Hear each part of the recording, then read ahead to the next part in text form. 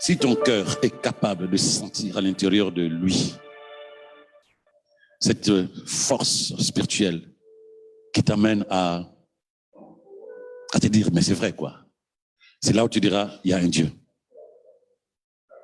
Tu sens cela à l'intérieur de toi.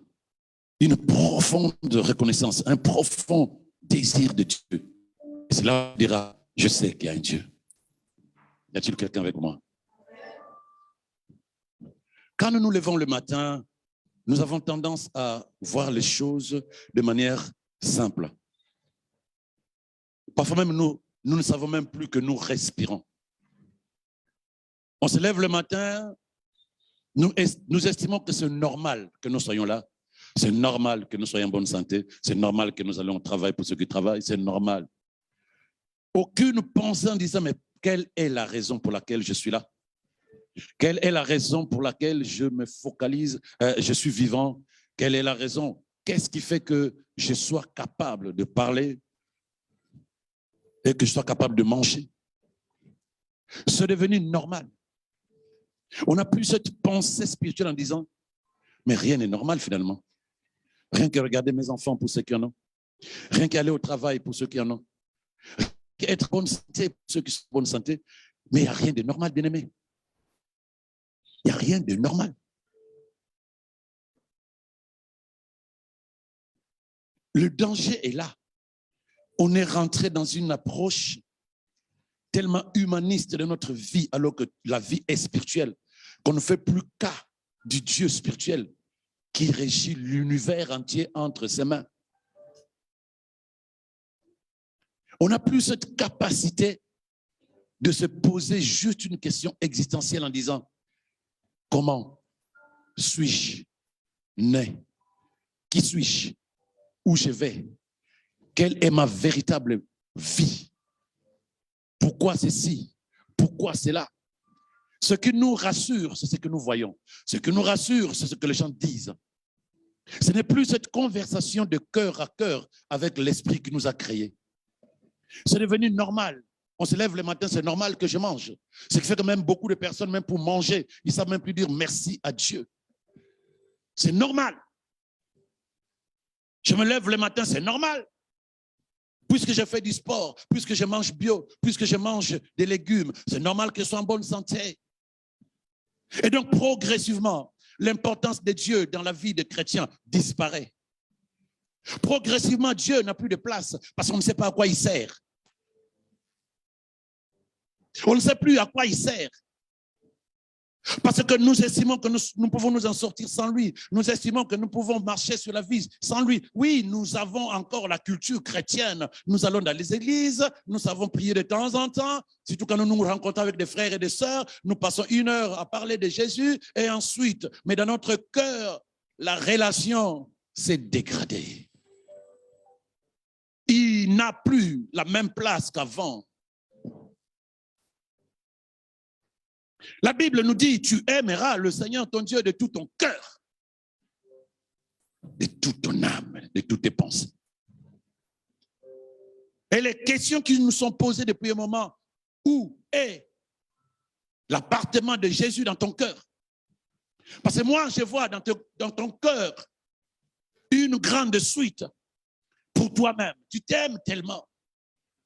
Je vois dans ton cœur un appartement pour tes enfants, pour ton mari, pour ta femme, pour ton copain, pour ta copine. Je vois dans ton cœur une chambre toute faite pour tes habits, pour tes vêtements, pour ta voiture, pour tout ce que tu aimes, tes plaisirs. Mais si toi et moi, nous entrons dans ton appartement, dans ta villa, on cherche où est la chambre, le compartiment que tu as disposé, où tu dis ça, c'est moi et Dieu. Quand je veux le rencontrer, mon cœur dispose de la place où nous sommes dans l'intimité personnelle, personne ne vient nous déranger. Regarde comment tu as positionné l'amour dans ton cœur. Dieu est où? Oui, là, si je te posais la question, bien aimé, c'est rare. Ceux qui vont dire, je sais que ma relation avec Dieu s'est dégradée. On va se lever en disant, j'aime Dieu. Et puis quoi encore? J'aime Dieu, moi. La preuve, mais je vais à l'église. Non. Commençons par ça. Ta relation avec Dieu s'est dégradée. Pourquoi? Et qu'est-ce qu'il faut faire? C'est le thème de ce jour. Si tu regardes bien, c'est dégradé.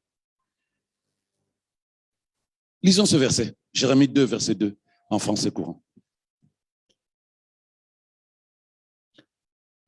Va faire entendre ce message à la population de Jérusalem. Voici ce que déclare le Seigneur. Je garde le souvenir. Je garde le souvenir de ce que tu étais autrefois. Comme tu m'étais attaché lorsque tu étais jeune. Comme tu m'aimais quand tu étais ma fiancée. Tu me suivais au désert dans cette région où rien ne pousse.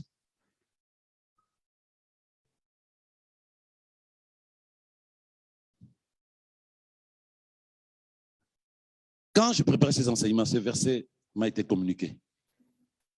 Je le connaissais.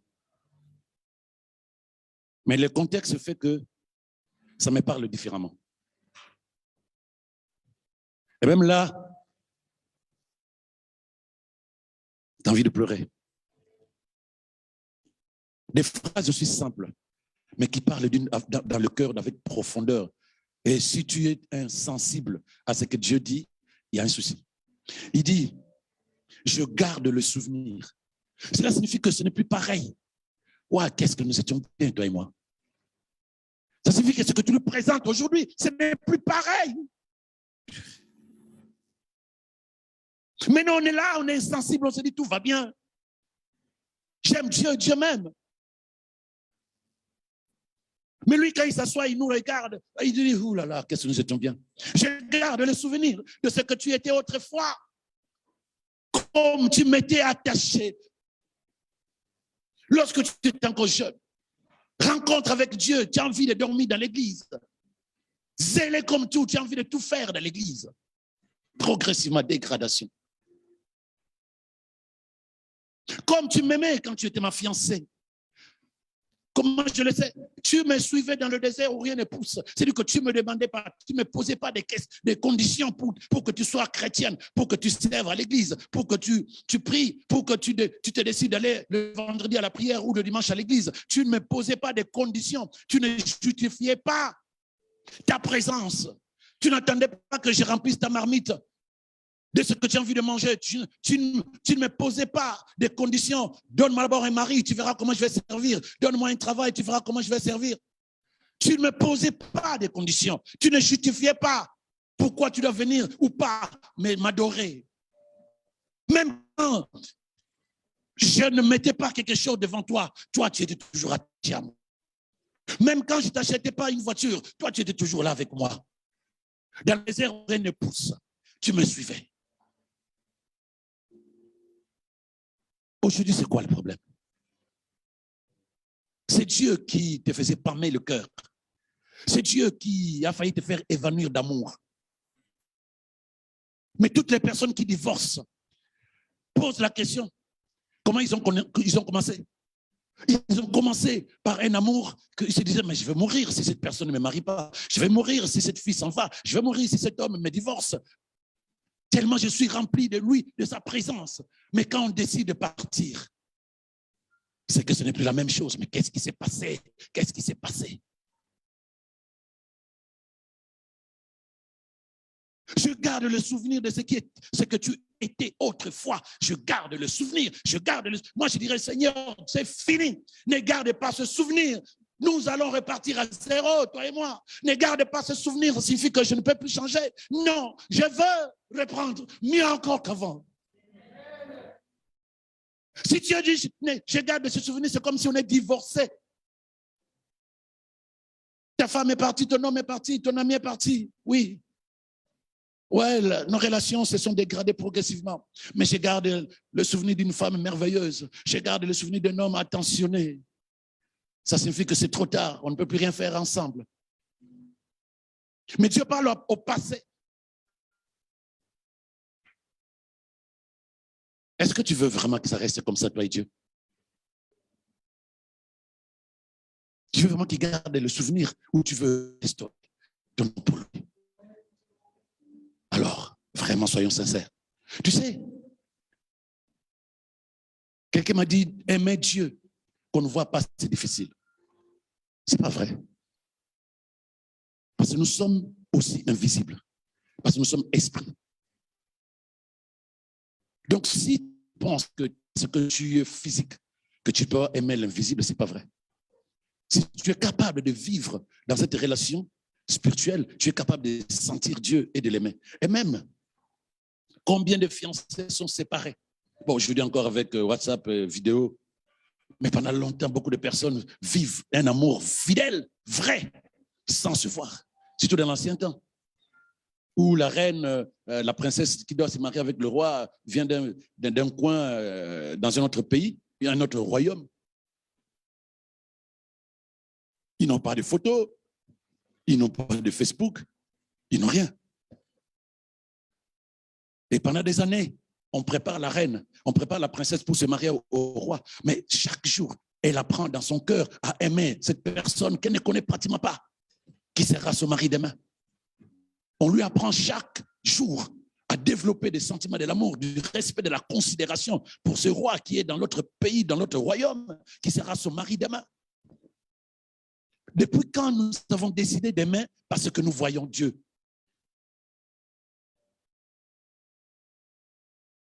Il disait à Thomas, heureux ceux qui croient sans voir.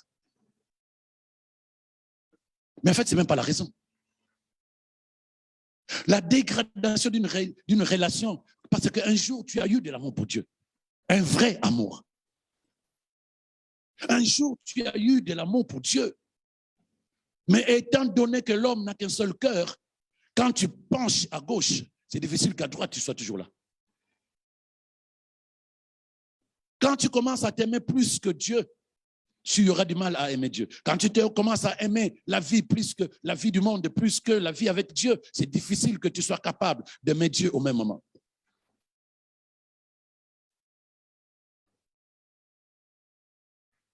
On appelle ça comment encore en français? Donc tu roules dans ta voiture et tu arrives quelque part et tu sens le moteur ne te prévient pas.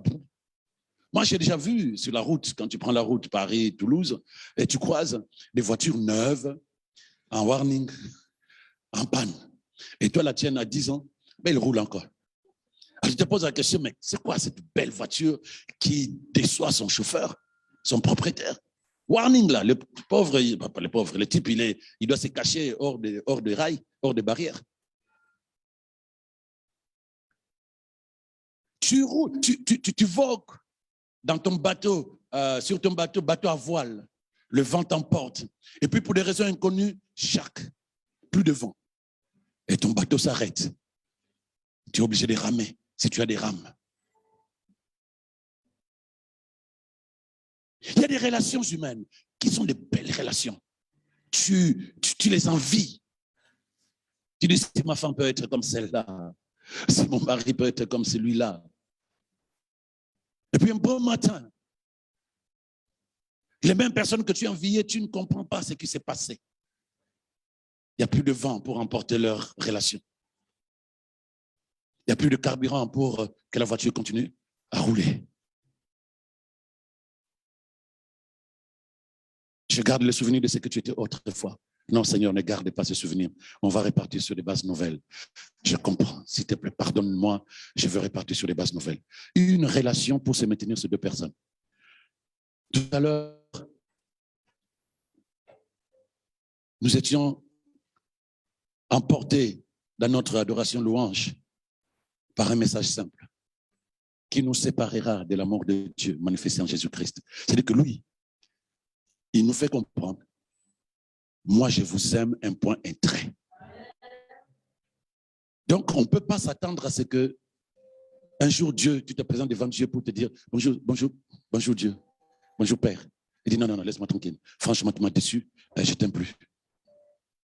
Non, il a dit moi je t'aime et je t'aimerai. Mais est-ce que cela suffit pour que nous soyons bien entre nous et Dieu? Non, parce que l'amour, c'est deux personnes. Il y a un qui t'aime. Si toi, tu n'aimes pas, ce n'est pas de l'amour, ce n'est pas une relation. La relation est soudée, est collée par un sentiment qu'on appelle l'amour. Une relation qui dure, c'est une relation dont les deux partenaires préservent et développent l'amour. Oh Dieu, moi, je suis invariable dans mon amour pour toi. Que tu fasses, que tu ne fasses pas, que tu dises, que tu ne dises pas, ça m'attriste. Mais je t'aimerai toujours. Mais par contre, nous sommes tellement versatiles, l'être humain. Versatile. Là où tu pleurais, ne pars pas, je vais mourir. 3 jours après, 2 ans après, 6 mois après, tu vas chercher une personne. Même dans ce que nous sommes nous-mêmes. Tu aimes manger la pizza, oui. Je t'amène à manger pizza 1 fois, encore pizza 2 fois, 3 fois, 4 fois. Je dis, on va manger pizza. Non. Ça, c'est l'être humain. L'être humain n'est pas capable de rester stable. L'être humain n'est pas capable de rester fidèle à quelque chose. Si ce n'est pas l'Esprit de Dieu en lui, l'être humain, son corps a besoin tout le temps de changer. Es-tu humain? Es-tu humain ou tu es enfant de Dieu pour que par le Saint-Esprit, tu sois capable de dire Seigneur, c'est toi et toi seul. Parce que l'amour n'est pas humain, l'amour est spirituel. Même quand tu es fidèle à un être humain, même quand tu es engagé avec un être humain, ne pense pas que si tu utilises les paramètres humains, ça va fonctionner, non. Si tu utilises la beauté de la sœur, demain, elle sera plus belle.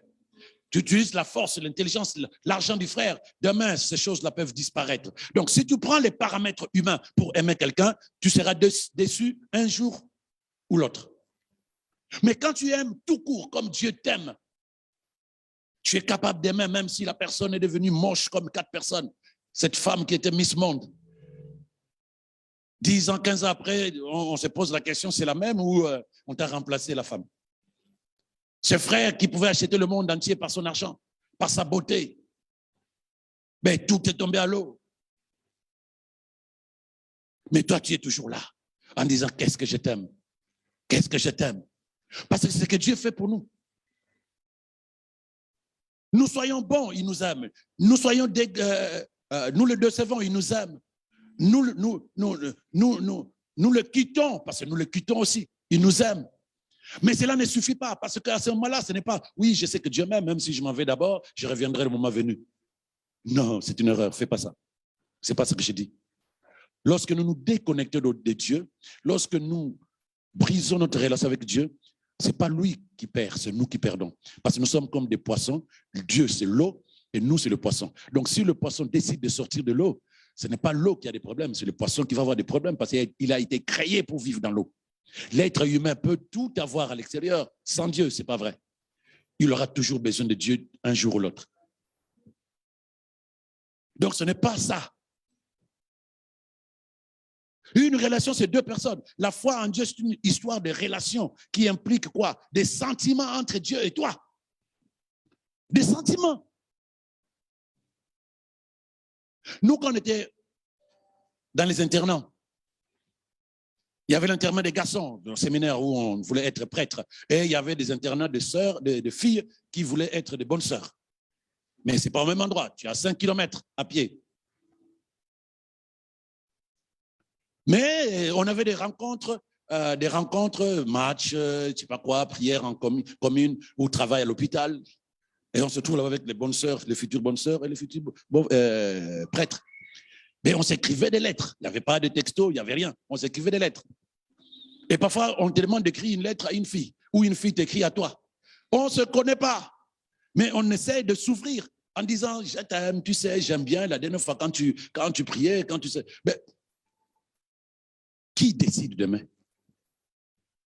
Pourquoi nous aimons demander à Dieu de nous apprendre à l'aimer? Lorsque tu aimes, c'est toi qui décides. Tous les hommes, bien-aimés, ma soeur, tous les hommes qui sont venus dans ta vie, tu ne les as pas aimés. Tu as fait le choix d'aimer celui que tu aimes. Frère, toutes les femmes qui tournaient autour de toi, qui te faisaient des cadeaux d'anniversaire pour essayer de t'intéresser, tu ne les as pas toutes aimées. Tu as fait le choix de celle qui est avec toi ou celle qui sera avec toi demain. Et pourquoi avec Dieu, nous attendons que lui nous apprenne à l'aimer? C'est quoi le problème? Lui, quand il a fait le choix de nous aimer, il ne nous a pas demandé notre permission. Il nous aime, un point trait. Lorsque nous aimons nos enfants, nous n'avons pas attendu que ces enfants-là nous aiment. Nous les avons aimés. Mais avec Dieu, nous posons des conditions. Garde le souvenir de ce que tu étais autrefois, comme tu étais attaché à moi lorsque tu étais jeune, comme tu m'aimais quand tu étais fiancé. Tu me suivais dans le désert, dans cette région où rien ne pousse, sans condition. Comment peux-tu vivre la vie de Dieu si tu n'es pas en contact avec lui, en communion avec lui? Comment peux-tu attendre de Dieu si tu n'es pas lié à lui? Un homme riche, tu te maries avec un homme riche. Si demain cet homme meurt, l'héritage viendra à toi parce que tu as une relation avec lui. Que ce soit ton père, que ce soit ton mari. Dès qu'il y a une relation, tu peux disposer des biens de la personne avec qui tu es en relation. Mais les chrétiens aujourd'hui ne veulent pas de Dieu, ils veulent de ses bénédictions. Ils ne veulent pas de Dieu, ils veulent de ses biens. Le chrétien aujourd'hui ne cherche plus Dieu, il cherche le miracle. Mais les miracles sont dans les mains de Dieu. Soit avec Dieu, tu ne vas pas chercher des miracles, il va juste manifester son amour, sa puissance, sa bonté dans ta vie. Miracle, c'est parce que nous ne nous attendons pas à cela. Alors nous négocions. Nous faisons semblant d'être avec lui. Et de manière ponctuelle, son amour incomparable nous donnera 2-3 morceaux de miche de pain. Et nous disons miracle. Mais sois en relation permanente, fidèle avec lui. Sois en relation d'amour avec lui. Tout ce qui est à lui est à toi. C'est ce qu'il a dit à l'enfant, au grand frère du fils prodigue. Parce que ce garçon était un peu jaloux de son petit frère qui venait de revenir. Pour qui son père était en train de faire une fête. Il lui a dit, mais toi tu es avec moi depuis longtemps. Depuis toujours. Ce qui est à moi est à toi. Tu n'as pas besoin de demander la permission pour faire une fête avec tes amis. Relation. Mais une vraie relation, pas une relation calculée intérêt. Une vraie relation qui aime en s'oubliant. Pour l'amour de Dieu, tu t'oublies. Pour l'amour du prochain, tu sais le faire. Pardon, pour l'amour de quelqu'un que tu veux, tu sais t'oublier. Hommes, femmes, nous savons nous oublier quand nous aimons quelqu'un. Hommes, femmes, nous savons nous faire beaux, nous faire belles quand nous aimons quelqu'un.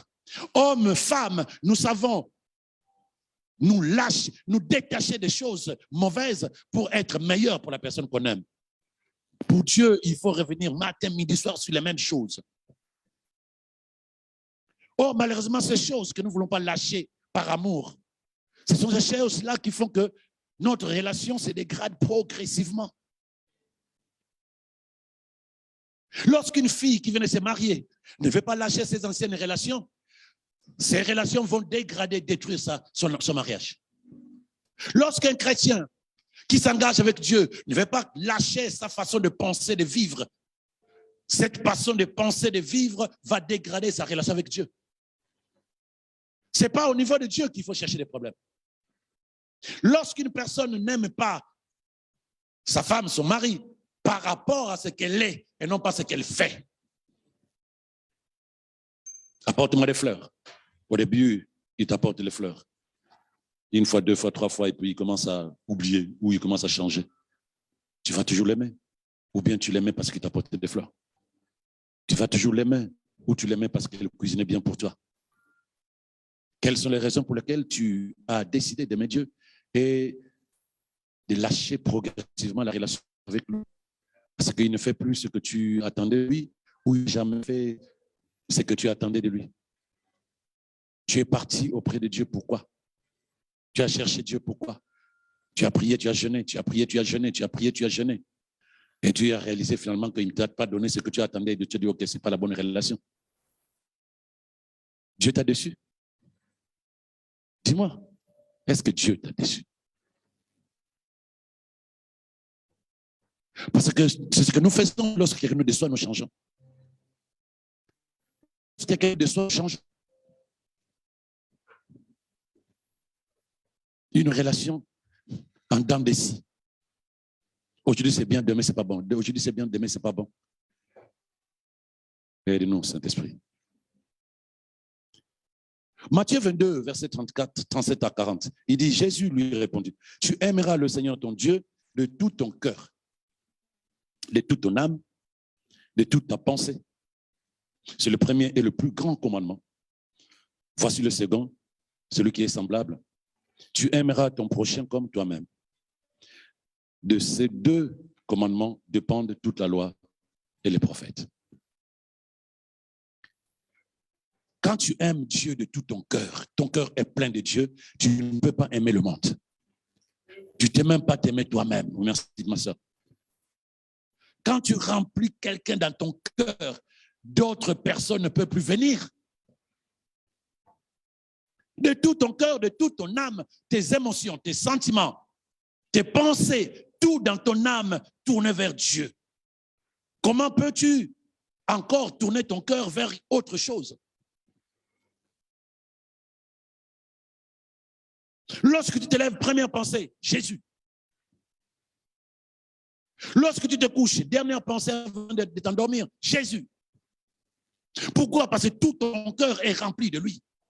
Nous savons le faire pour les êtres humains. On ne peut pas tromper Dieu. Nous savons le faire avec les êtres humains. Tu ne peux pas le dire, Seigneur, non, je ne comprends pas pourquoi je ne t'aime pas assez. Mais regarde ce qui remplit ton cœur. Regarde qui remplit ton cœur. Si ce n'est pas toi-même, si ce n'est pas tes parents, si ce n'est pas tes amis, si ce n'est pas ton homme, ta femme, tes enfants, ton travail. Quand tu es rempli de quelque chose, une bouteille pleine d'eau, tu ne peux pas mettre du jus dedans. Il faudra vider l'eau qui est à l'intérieur.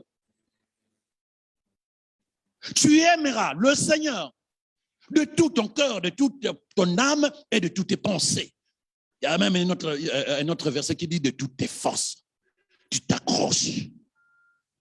Quand l'ennemi vient te séduire, comme une fille qui vient de se marier, qu'on veut séduire par d'autres garçons, elle s'accroche de toute sa force à son mari dans la pensée en disant, je l'aime, celui-là, un d'or ne peut me séparer de l'amour que j'ai pour lui.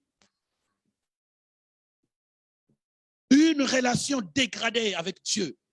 Les gens sont toujours bons chrétiens, mais pas des amoureux de Dieu. C'est fade. C'est comme un vieux couple.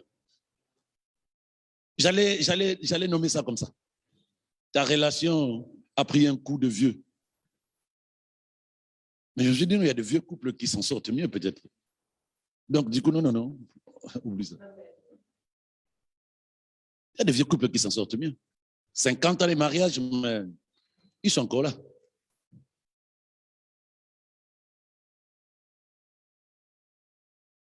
Tu aimeras le Seigneur de tout ton cœur. Ton cœur est partagé. Ton cœur est divisé. C'est toi-même d'abord. Tes envies, tes plaisirs, tes projets personnels. Et quand ça ne marche pas avec Dieu, tu commences à accuser Dieu. Mais tout ce dont tu as besoin, c'est parce que tu es en relation avec lui.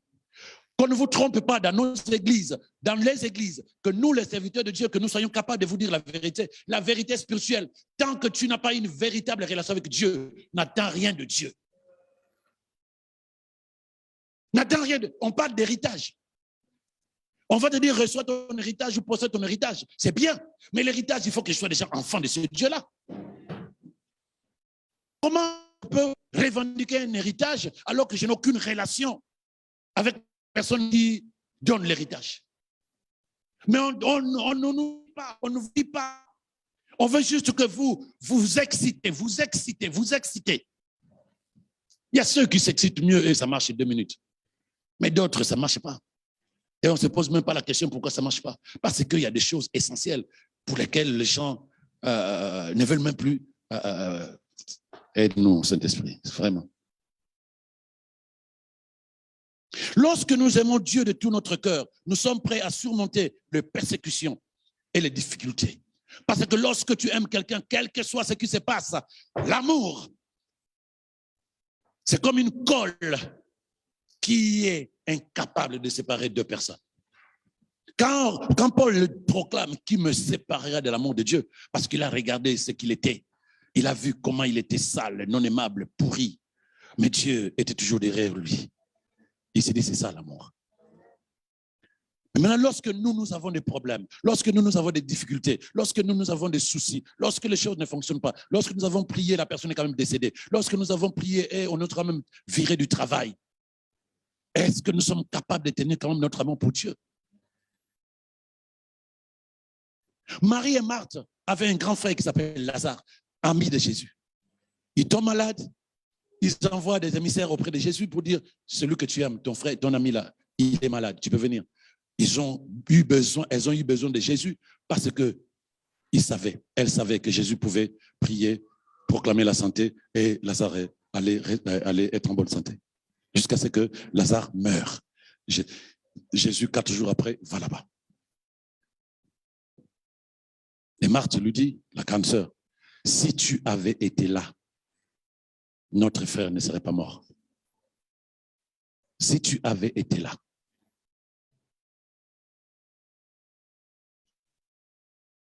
Quand nous lisons ce verset, nous connaissons l'histoire, Lazare était ressuscité. On voit d'abord simplement une chose. Une personne qui est déçue de Jésus. Nous t'avons prié. Nous avons fait appel à toi dans une situation qui nous importait.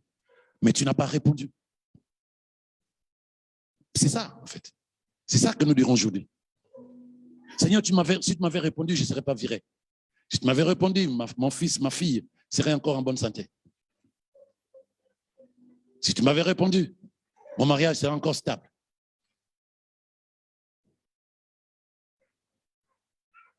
Donc, voyons comment nous fonctionnons avec Dieu aujourd'hui. Tes enfants,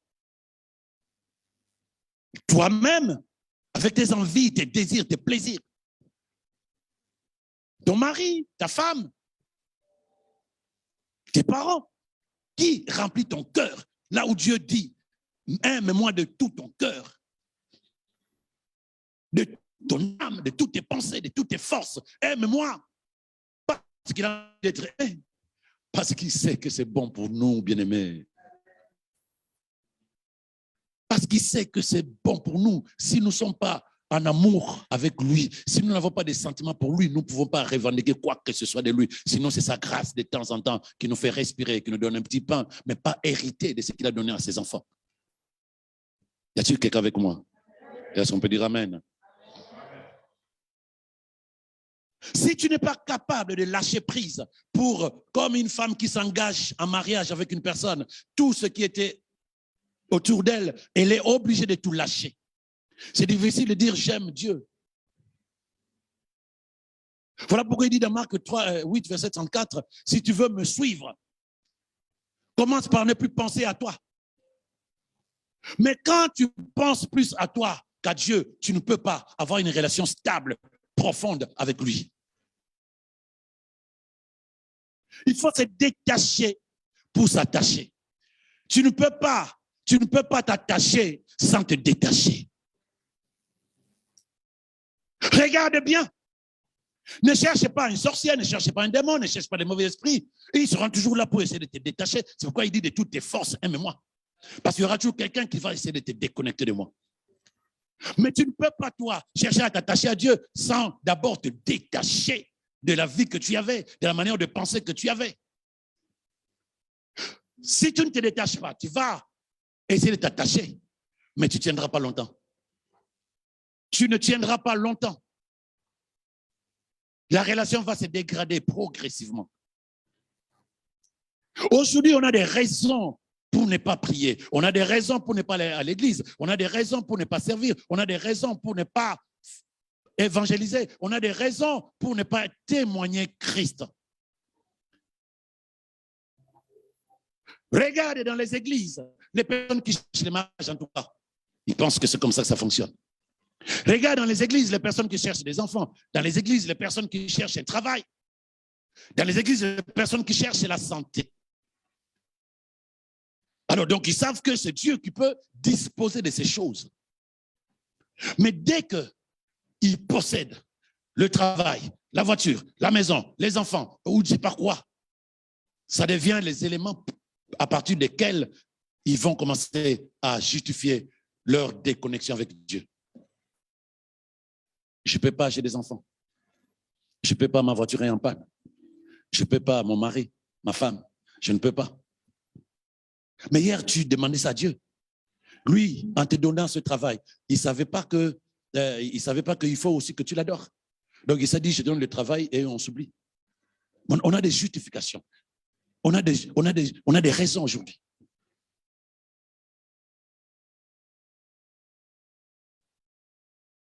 En te donnant ce mariage, il ne savait pas que tu as aussi besoin de les célébrer. Donc, ce qu'il t'a donné devrait séparer, devrait dégrader ta relation avec lui. Ce qu'il a disposé de toi devrait rendre ta relation dégradée. Est-ce que vous pensez vraiment, nous pensons que Dieu fonctionne comme ça? Nous avons nos intérêts. Tant qu'on ne se détache pas, tant qu'on ne cesse pas de penser à nous-mêmes, notre relation avec Dieu ne sera pas une relation profonde. Tant que notre culture, notre mentalité, notre éducation, notre moi, nos plaisirs, nos convoitises, nos désirs personnels, tant que ces choses vont avec nous au mariage avec Jésus, ces choses vont détruire notre relation avec Dieu. Progressivement, ça va reprendre la place. Aimer, c'est oublier ses intérêts. Aimer, c'est oublier les intérêts, mes intérêts personnels pour le bonheur de celui qui est en face de moi. Est-ce que tu es capable d'oublier tes intérêts pour le bonheur de Dieu? Dieu n'a pas besoin que tu fasses des choses pour lui pour qu'il ait le bonheur. Non, pour le plaisir de son cœur. Es-tu capable de t'oublier, de te détacher pour t'attacher à lui et qu'il trouve plaisir à cause de ta présence? Que vous conversez régulièrement. Es-tu capable de t'oublier? Celui qui veut me suivre doit cesser de penser à lui. Mais quand nous le disons encore et encore, je ne sais pas si tu sens ce que ça signifie. Frère, demande aux femmes que nous marions le sacrifice qu'elles font lorsqu'elles doivent s'engager avec nous, quitter leurs parents. Il y a des gens qui ont vécu dans des superbes familles. Quitter l'ambiance familiale qui était bien un cocon de sécurité, de sûreté. S'engager avec une personne sans forcément savoir où on va véritablement.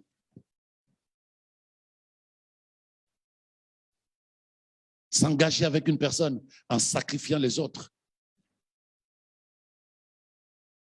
Peut-être qu'il y avait des gens meilleurs que celui avec qui elle s'engage. Mais lorsque nous venons vers Dieu, pas parce qu'il va changer ma vie, parce que j'ai besoin de Dieu. Je suis comme un poisson, j'ai besoin de Dieu. Commençons par là. Parce que si nous commençons par les choses qu'il donne, nous serons déçus et nous allons nous arrêter en chemin. Non, parce que j'ai simplement besoin de mon Créateur. Le poisson qui est devant, sur le rivage, regarde l'eau. L'eau lui dit, c'est à moi. Viens, c'est ici que tu dois vivre. Le poisson lui dit, qu'est-ce que tu vas me donner? L'eau peut lui dire, tu peux rester là où tu es. Combien de temps il va faire sur le rivage? On n'a pas besoin qu'on nous intéresse pour vivre avec Dieu. On n'a pas besoin qu'on nous excite pour vivre avec Dieu. On a besoin de Dieu. On a besoin de Dieu, qu'on le croit ou non, qu'on le veuille ou non. Donne à ton cœur fais tout ce que tu veux. Donne à ton cœur tout ce que tu vois. Comment il dit ça proprement? Jeune homme, réjouis-toi. Livre ton cœur à la joie. Fais tout ce que tu veux durant le jour de ta vie ici-bas. Mais moi, ton Créateur, je te demanderai de compte au final. Il a les derniers mots. Rien que pour ça, tu n'as pas besoin de jouer le gaillard. Tu n'as pas besoin de jouer le rebelle. Prie, non. Tu entends tellement de réflexions chez les chrétiens. Tu dis finalement, en fait, beaucoup de gens ne connaissent même pas Dieu. Des réflexions bizarres. Comme si Dieu c'était leur pote. Tu dis, ils ne connaissent pas. Tu ne peux pas parler de Dieu comme ça. Aimer, c'est démontrer son amour.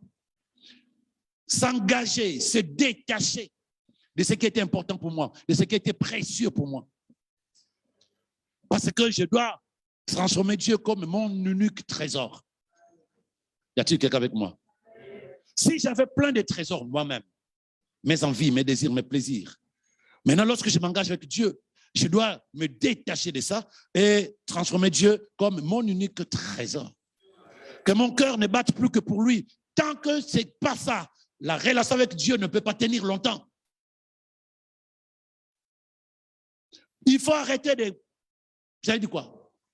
D'accuser les esprits mauvais. Eux, ils profitent de ton état intérieur. Ah, c'est eux qui me séduisent, mais oui. De toutes tes pensées, de toutes tes pensées, de toutes tes forces. Tu vas aller la fleur au fusil en disant, j'aime Dieu. Mais tu es une belle femme. Le monde spirituel a besoin de toi aussi. Mais toi, tu dis, je suis marié à Jésus. Tu es une belle personne. Ta vie intéresse le monde des ténèbres. Ils ne vont pas te laisser. Mais si toi, tu n'as pas assez d'amour, tu n'es pas assez attaché à ces dieux que tu as choisis, eux, ils vont faire le travail de te séduire, de te déconnecter. Tu ne vas pas les accuser. Ils font leur travail. Le garçon qui commence à séduire une jeune fille qui vient de se marier à peine 6 mois sur le chemin du marché, ou dans sa voiture, elle a crevaison. Le gars qui lui change le pneu, il ne veut même pas changer le pneu, c'est elle qui l'intéresse. Tu es très belle, madame. Oui, mais je suis marié. Oui, mais je suis un homme, moi. Et si c'était moi, je n'allais pas t'acheter une voiture qui a des pneus qui crèvent sur le chemin. Mais si elle n'aime pas de tout son cœur, de toute son âme et de toutes ses pensées, et avec force, les paroles de ces messieurs peuvent les branler. Quand elle rentre à la maison, elle disait, franchement, c'est lui qui m'a acheté la voiture, là, franchement. Les paroles de cet homme peuvent ébranler la foi, l'amour qu'elle a pour ces messieurs. Mais c'est elle qui doit s'attacher de toutes ses forces. Ne demande pas à Dieu, aide-moi à tenir dans l'amour que j'ai pour toi. Oh! Donc, il mâche la pomme, il met dans ta bouche et il bouge ta gorge pour que ça descende. Qu'est-ce que toi, tu vas faire par amour pour lui? Puisque lui, en Jésus, il a prouvé son amour en allant jusqu'à la croix où toi et moi, nous devons mourir. Mais lui est parti jusqu'à là. Et alors, nous faisons quoi? Nous attendons qu'il nous apprenne à l'aimer, franchement. Et on est à l'aise avec ça. Que le Seigneur nous aide. Notre comportement à tous, donc là, je suis dans Ephésiens 2, verset 3. Notre comportement à nous tous était dicté par nos instincts, nos passions. J'espère que vous l'avez, oui. Nous nous laissions aveuglément gouvernés par les impulsions de notre être naturel. Voilà, écoute bien. Tout ce que désiraient nos pensées et notre imagination corrompue, nous l'exécutions. Donc, quand Dieu dit, aime-moi de toutes tes pensées, non, nos pensées n'étaient pas dans l'amour de Dieu. Donc, tout ce que nos pensées voulaient, nous, on le faisait. On ne peut pas attendre d'avoir une relation stable avec Dieu quand nos pensées, nos émotions, c'est elles qui dictent notre manière de vivre. Car nous étions comme obligés de céder à tous les caprices de notre nature humaine et de nos sens. Mais j'aime bien ce mot que l'Esprit a communiqué. Ce mot ne te donne aucune raison. Car nous étions comme. En fait, les gens qui te regardent répondent aux instincts de ton corps, aux instincts, aux impulsions de ton âme. Ils vont dire, mais c'est comme s'il est obligé de se comporter comme ça. Pourquoi c'est comme si tu es obligé? Parce qu'en vérité, c'est toi qui décides. C'est toi qui décides. C'est ça, la vérité. C'est toi qui décides comment tu peux te comporter, surtout à qui tu obéis. Mais vu du dehors, c'est comme si tu es obligé. Y a-t-il quelqu'un avec moi? Nous étions comme obligés. Non, nous n'étions pas obligés. Nous sommes capables de dire non. Nous sommes capables de dire non. Jésus, un point trait. Non, je ne le fais pas. Non, je ne le dis pas. Non, je ne le pense pas. Non et non et non et non. Parce que je suis un enfant de Dieu. Non et non et non et non. Voilà pourquoi l'Esprit dit nous étions comme obligés. Ben non, nous n'étions pas obligés. C'est nous qui décidons. Nous faisons les choix. Parce que l'homme, c'est le seul être sur terre qui a la possibilité de faire le choix de ce qu'il veut et ce qu'il ne veut pas. Les animaux, c'est l'instinct. L'être humain, le libre arbitre. Dieu te dit, choisis. C'est quel jour aujourd'hui, dimanche? C'est le jour du culte, oui. Ah, ben non. Je reste, j'ai envie de dormir. C'est quel jour? Lundi? Au travail? Non, non, non, non. Je leur envoie un texto, mon corps n'est pas bien, je dors. C'est qui celui-là? Ah, c'est le type qui t'avait écrasé le pied dans le métro.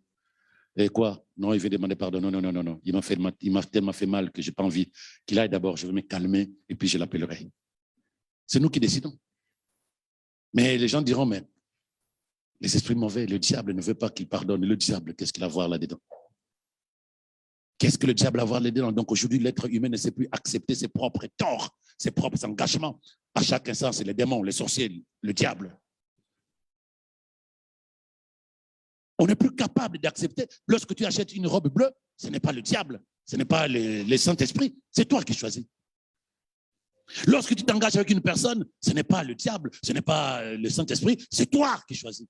Même si Dieu te parle, prends cet homme-là comme mari. S'il est court, 1,10 m et il est gros, 350 kg, tu vas commencer à réfléchir, ma soeur. L'esprit, tu ne vas pas l'écouter.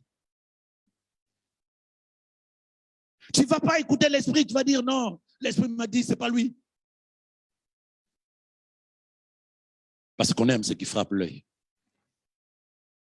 Et pourquoi maintenant, pour choisir Dieu, pour poser des actes par amour pour Dieu, nous devons accuser le monde spirituel. Eux, ils exploitent ce que tu as à l'intérieur de toi, tes envies, tes désirs. Ils te poussent. Mais quand ils te poussent, tu t'attaches ou pas de toutes tes pensées, de toutes tes forces. Mais tant que tu as encore des envies à l'intérieur de toi, ta relation avec Dieu ne peut pas être une relation stable. Tu ne peux pas développer un vrai amour pour Dieu parce que tu aimes toi, tu aimes tes envies, tu aimes ton plaisir, tu aimes quelqu'un, tu aimes ta beauté, tu aimes ta force, tu aimes ta voiture, tu aimes ton travail. Tu n'as pas le temps pour Dieu. Avec un seul cœur, tu vas mettre tout le monde dedans. Mais lui, il commence par te dire, aime-moi d'abord. Le reste, tu les aimeras derrière moi. Non. Mon cœur, c'est une autre personne. Mon amour, c'est une autre personne. Malheureusement, ce choix que Dieu nous a laissé nous amène à faire des choix qui ne sont pas pour la gloire de son nom, mais surtout pour une relation stable, profonde et fidèle avec lui. Lui, il nous a éduqués, lui, il nous a créés, lui, il nous a aimés et il n'a jamais cessé de nous aimer. Mais un jour, ça fait longtemps, un jour, j'ai lu ce verset et ça m'a ébranlé. Il dit ceci, écoute bien. Il a pris à témoin, Ésaïe 1, verset 2 à 3. Il dit ceci, cieux, écoutez, terre, prête l'oreille. Il prend le ciel et la terre qu'il a créé pour toi et moi. Il dit, écoutez-moi bien, vous que j'ai créé pour l'être humain. J'ai nourri et élevé des enfants. Mais ils se sont révoltés contre moi. Ils se sont révoltés contre moi. Ils se sont révoltés contre moi. J'ai nourri, j'ai élevé. J'ai nourri, j'ai élevé. Même quand tu étais païen, tu mangeais. Même quand tu étais païen, tu étais en bonne santé. Même quand tu étais païen, tu ne croyais pas. Tu avais du travail. Dieu disposait toutes les choses dont tu avais besoin avant même que tu le connaisses. Il a préservé la vie de tes parents pour que tu naisses. Ah, parce que si tu étais décédé, tu ne serais pas là. Eh oui. J'ai nourri, élevé des enfants. Mais qu'est-ce qu'ils ont fait? Ils se sont détournés de moi. Ils ont cherché ailleurs. Ils se sont révoltés. La rébellion du chrétien est réelle. On boude de Dieu. On trouve qu'il ne sert à rien. Oh. Le bœuf connaît son possesseur et l'âne la crèche de son maître. Mais Israël, le chrétien d'aujourd'hui ne connaît rien. Mon peuple n'a point d'intelligence. C'est pour se dire, je ne peux pas me comporter comme ça avec Dieu. Mais attendez, c'est la folie de penser une seule seconde que je suis capable de vivre sans lui. Les gens que tu vois qui ne prient pas, c'est comme des morts vivants, des zombies. Mais on ne le sait pas. Le zombie ne sait pas qu'il est mort. Il ne sait pas. Il ne sait pas. Il y a des gens qui vivent, mais morts spirituellement. Toi, tu veux être un zombie? Tu vis sur terre, tu fais tout ce que tu penses faire, mais en fait, la vraie vie de Dieu, tu ne l'as pas. Zombie. Mais ce qui est intéressant, ceux qui vivent ont envie d'être des zombies. On a envie on se plaît à vouloir vivre la vie des autres. On se plaît à vivre la vie de ces gens-là qui croient qu'ils peuvent vivre sans Dieu parce que simplement leur corps se plaît. Je peux boire, aller en boîte, faire ce que j'ai envie de faire, aller avec n'importe quel homme, quelle femme. Mais tu réjouis ton âme, tu réjouis ton corps, mais ton esprit, c'est lui qui sera jugé. Tu ne lui donnes rien. Tu le connectes sur quoi? Et cette vie-là, mais c'est celle qui est dangereuse. Parce qu'on n'a pas que ça, on a l'éternité aussi. Comment tu peux décider juste de vivre une vie matérielle et non pas le spirituel? Le spirituel, on ne le vit pas C'est la vie. Cette vie, on ne la vit pas à sa manière. On la vit telle que ça doit être fait. Tu dois démarrer une voiture, tu ne peux pas démarrer à ta manière. C'est tel que le constructeur a dit que tu dois démarrer la voiture. Y a-t-il quelqu'un avec moi?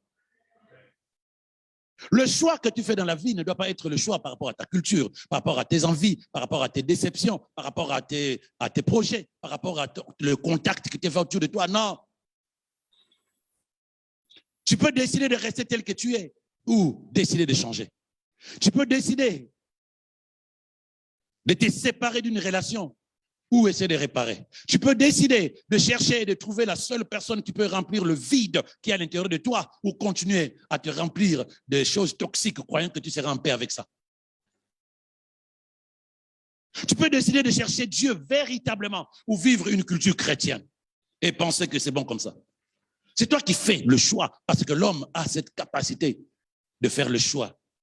Mais malheureusement, chaque choix que nous aurons à faire impacte la suite de notre vie sur terre.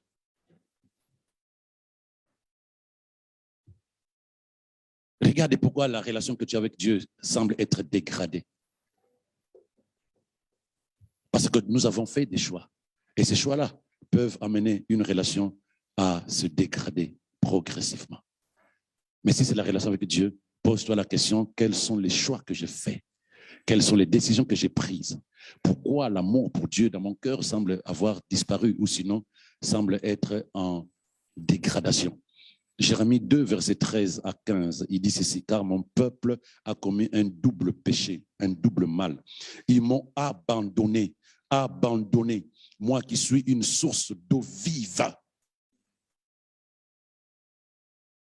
Ils se sont creusés des citernes crevassées. C'est impressionnant ces versets. Il dit, moi je suis la source d'eau vive. Mais eux ils disent, non, pas toi, on va creuser, nous-mêmes on va chercher l'eau. Mais moi je suis l'eau, la source d'eau vive. Et ils se sont détournés de moi pour creuser des citernes crevassées, qui ne retiennent même pas de l'eau. Israël est un esclave acheté ou né de la maison. Pourquoi devient-il une proie? Même les lionceaux rugissent contre lui. Ils poussent leurs cris. Ils ravagent son pays. Ses villes sont brûlées. Il n'y a plus d'habitants. Mais tu as oublié que tu es enfant de Dieu. Tu vas chercher la vie ailleurs. Tu vas chercher la vie chez des hommes, chez des femmes. Tu vas chercher la vie dans le monde. Alors que Dieu est ton Père. Il dit, est-ce que tu es un esclave qu'on a acheté ou qui est né dans la maison? Mais pourquoi? Mais regarde ta vie. Même les petits lionceaux là sont en train de ravager ta vie. Parce que tu n'es plus protégé. Tu as fait le choix de m'abandonner.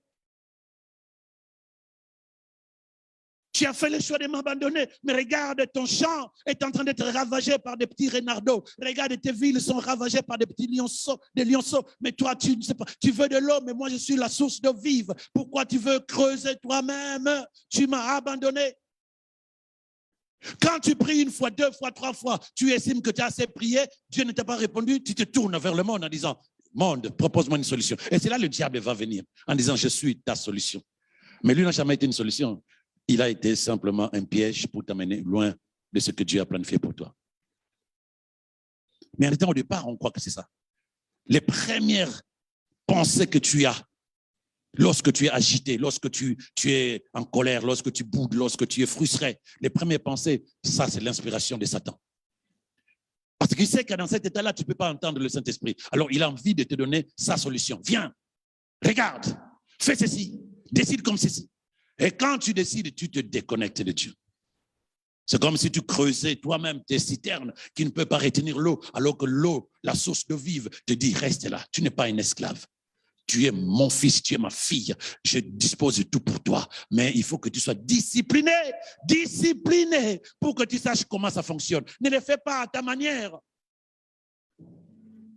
Ne le fais pas à ta manière. C'est pourquoi tu penses que je n'ai pas agi dans ta vie. Si, j'ai déjà agi, j'ai déjà tout accompli en Jésus. Sauf que toi, tu veux le faire à ta manière. Tu es pressé, tu cours à gauche, à droite. Tu ne sais pas comment mettre la clé sur la serrure pour ouvrir la porte. Calme-toi d'abord. Calme-toi.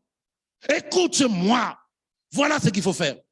Enlève d'abord ce qui est dans tes bras, ce que tu as mené de l'autre côté. Ça ne peut pas t'aider à prendre ce que je te donnerai. Enlève d'abord. Non, mais c'est ce que j'avais quand j'étais. Oui, mais tu n'as plus besoin de ça. Détache-toi de ça, détache-toi de ça, détache-toi de ça. Et attache-toi à moi, à ma parole. Attache-toi et tu verras que tu seras encore mieux. Détache-toi de ça. Qu'est-ce que tu penses? Que tu perdras dans la présence de Dieu véritablement lorsque tu seras connecté à lui. Tu ne perdras rien, tu auras tout. Tu auras tout, tu ne peux pas te lever le matin et dire non, ça là c'est moi, c'est mon caractère, c'est ma personnalité, c'est ma façon de penser. Non, Dieu, oui, mais je prends aussi une partie de ma vie, je mets au cas où. Il n'y a pas de cas où. Avoir confiance en Dieu, c'est lâcher tout. Avoir confiance en Dieu, c'est décider de se dire amen. Maintenant, advienne que pourra, que je vois, que je ne vois pas, que je comprenne, que je ne comprenne pas, qui me donne pas, advienne que pourra, je veux aller comme ça.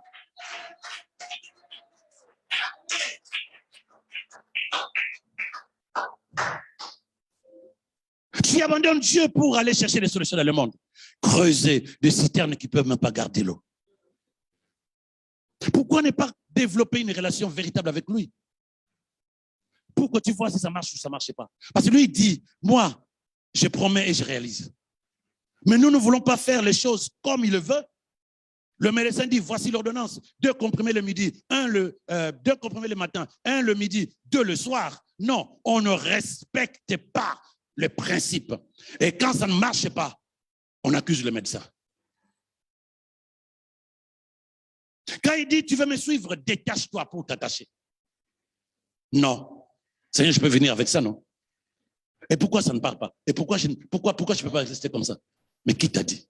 C'est pas parce que Dieu t'aime, bien aimé, écoute-moi, c'est pas parce que Dieu t'aime qu'il accepte que tu restes comme ça. Non, il accepte que tu viennes comme ça et que dans sa présence, tu décides de pouvoir accepter ça, ce qu'on appelle ça, son plan de transformation. Quand je dis accepter que tu viennes comme ça, tu dis, OK, Seigneur, je m'approche de toi. J'abandonne tout. Je lâche tout. Je décide de tout t'abandonner. Il voit comment tu es. C'est sa présence qui t'amène à changer. C'est sa présence qui t'amène à décider de vivre les choses autrement. Tu vas dire, oui, Dieu m'aime et je peux aller dans l'état. Je suis une fille qui vient de me marier. Mon mari acceptera mes anciens copains. Donc, on est au salon, je peux l'appeler. Ou je le croise au marché, elle dit, ah Pierre, comment vas-tu? Ça fait longtemps, voilà mon mari, mon nouveau mari. Lui, c'est qui? Ah, c'est mon ex, toujours super bien. Hier, on a mangé ensemble. Alors, je ne sais pas si c'est ton mari ou ton copain, et même ton copain. Mais voilà comment nous nous comportons avec Dieu. Nous disons l'aimer, mais nous avons une attitude des femmes infidèles. Parce que nous avons dans notre cœur l'amour pour plein d'autres choses. L'amour pour nous-mêmes, l'amour pour nos envies, nos désirs, l'amour pour les hommes, pour les femmes, pour nos voitures, notre travail, nos parents. Nous avons l'amour pour autre chose que Dieu. Tu aimerais le Seigneur de ton Dieu de tout ton cœur, de tout ton cœur. Donc quand il te dit, je garde le souvenir de ce que tu étais autrefois, tu dis, ok, ça signifie que ce n'est pas la même chose. Maintenant, tu laisses comme ça ou tu te dis, Seigneur, je suis désolé. Non, il n'y a pas de je suis désolé. Seigneur, pardon. Moi, j'ai toujours fait la différence entre je suis désolé, pardon et excuse-moi. Ce n'est pas la même chose. Mais il y a des moments, c'est difficile chez certaines personnes de proclamer P-A-R-D-O-N. Pardon. Ce n'est pas je suis désolé. Ce n'est pas excuse-moi. Ce n'est pas la même chose.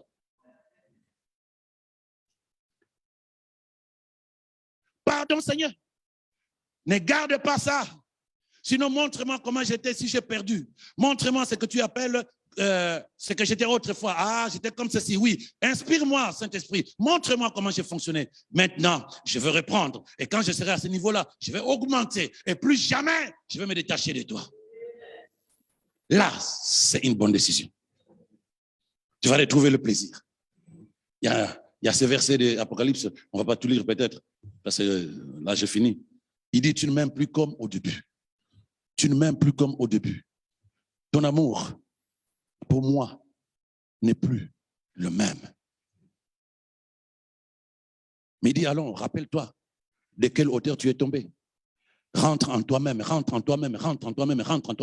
que fais le bilan de ta relation avec Dieu. Rentre en toi-même, change d'attitude et vis de nouveau comme au commencement. Ne cherchez pas, Seigneur, donne-moi l'amour dans mon cœur. Il t'a déjà donné l'amour. C'est toi qui décides. Qui tu aimes, comment tu aimes. C'est toi et toi seul. Qui tu aimes, comment tu aimes. Ça, la personne ne peut te donner ça. Change d'attitude et vis de nouveau comme au commencement. Reprends ta conduite première. Retourne à tes œuvres originelles. Si tu ne changes pas, j'agirai. Si tu ne changes pas, j'agirai. Si tu ne changes pas, j'agirai. Mais ça ne parle pas aux chrétiens. Ils veulent posséder le royaume de Dieu sans aimer Dieu. Il dit, si tu ne changes pas, moi je vais agir. Pourquoi Dieu veut agir? Parce qu'il sent comme si tu te moquais de lui. Seigneur, je t'aime. Il regarde dans ton cœur, c'est un vide. Non, c'est rempli de toi-même. La Bible dit, on ne se moque pas de Dieu. C'est que l'homme aura ses mains, il va le récolter. Alors, se moquer de Dieu, ce n'est pas le prendre au sérieux. Si tu ne changes pas, j'agirai, je viendrai et j'ôterai ton chandelier de sa place actuelle, à moins que tu ne rentres en toi-même et que tu ne changes. C'est fort. Tu ne m'aimes plus comme avant. Tu ne m'aimes plus comme avant. Qui a remplacé Dieu dans ton cœur? Qu'est-ce qui remplit ton cœur, tes pensées? Là où tu es censé aimer Dieu. Qu'est-ce qui remplit ton cœur, tes pensées? Là où tu es censé aimer Dieu de tout ton cœur, de toute ton âme, de toutes tes pensées, de toute ta force. Tu es attaché à qui? Tu es attaché à quoi pour que tu ne sois plus capable de t'attacher véritablement à Dieu? Tu es soumis à qui? Tu obéis à qui pour que tu ne sois plus capable de te soumettre à ton mari, l'époux spirituel, Dieu? À qui tu obéis? Alors, ne peut pas, faut pas, non, notre relation, ça a pris un coup. Non. Dis plutôt, ma façon de l'aimer a pris un coup.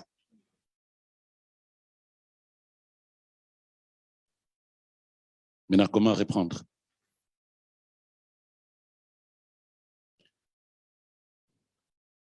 « 1 Samuel 7, verset 3. Je suis désolé. Oh, Jesus. Il dit ceci. Si de tout ton cœur, de tout ton cœur, de tout ton corps, de tout ton cœur, que tu reviens à l'Éternel, commence par ôter du milieu de vous les dieux étrangers et les astartés. Dirigez votre cœur vers l'Éternel et servez-le lui seul. Et il vous délivrera de la main des Philistins. Retrouvez Dieu, retrouvez le jardin, retrouvez ses bras, être en communion avec lui. Il pose une condition. Ce n'est pas pour lui, mais c'est pour toi. Il dit, ôte dans ton cœur les faux dieux. Ces dieux-là s'appellent toi-même.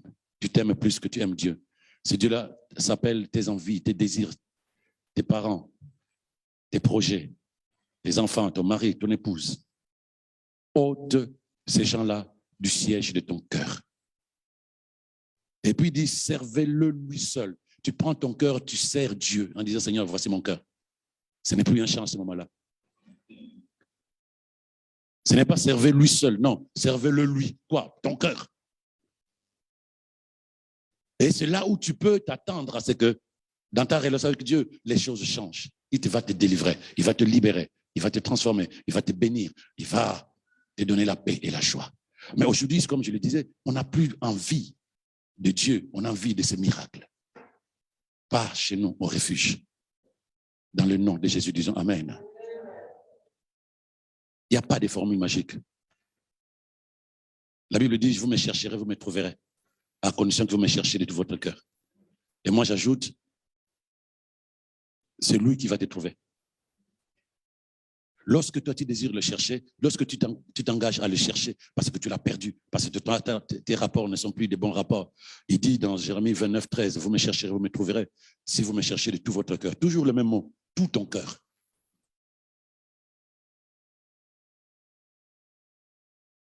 Mais Zachée, qui a cherché Dieu Jésus de tout son cœur, Jésus l'a trouvé. Zachée, descends, je vais manger chez toi. Mais il faut commencer par rechercher Dieu. Ne cherche pas quelque chose de mystique. Commence juste à chercher Dieu. Comment? À renouer la conversation avec lui par la prière, à renouer la conversation avec lui par la méditation. Si tu ne médites pas la parole de Dieu, comment tu vas parler? Comment Dieu va-t-il te parler? Si tu ne pries pas, comment Dieu va-t-il te parler? Si tu ne poses pas des actions comme une femme mariée qui se lève, qui commence à faire du café pour son mari, pas les femmes modernes, comment on appelle ça, pardon, parce que je vais encore toucher du monde. Mais quand tu sais que tu es épouse, tu t'approches de ton mari dans une attitude de considération, de soumission, et tu interceptes ses besoins. Tu interceptes ses besoins. Tu sais, tu sens ce qui l'intéresse à ce moment-là. Mais aujourd'hui, on a des femmes qui ont plus de droits que des obligations par amour. On est plus dans les droits. Où sont mes fleurs? C'est Valentine aujourd'hui, c'est Saint-Valentin.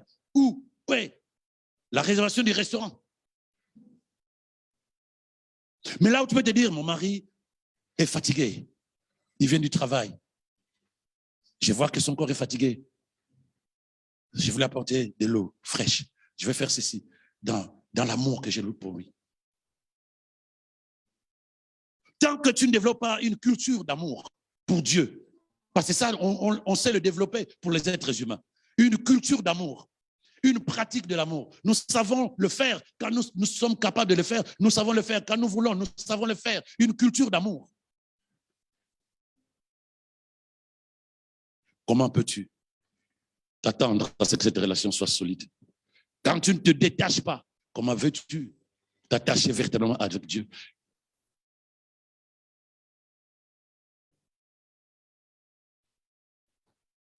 Je me souviens de comment je garde le souvenir de ce que tu étais autrefois, comme tu m'étais attaché lorsque tu étais jeune, comme tu m'aimais quand tu étais ma fiancée. Aujourd'hui, tu poses des conditions pour m'aimer. Aujourd'hui, tu es attaché à autre chose, pas à moi. Mais nous disons, Seigneur, nous voulons t'aimer sans condition. Et nous allons développer la culture de l'amour pour toi. Nous allons nous détacher pour nous attacher à toi. Est-ce qu'on peut se lever? Nous allons vraiment prendre du temps pour prier.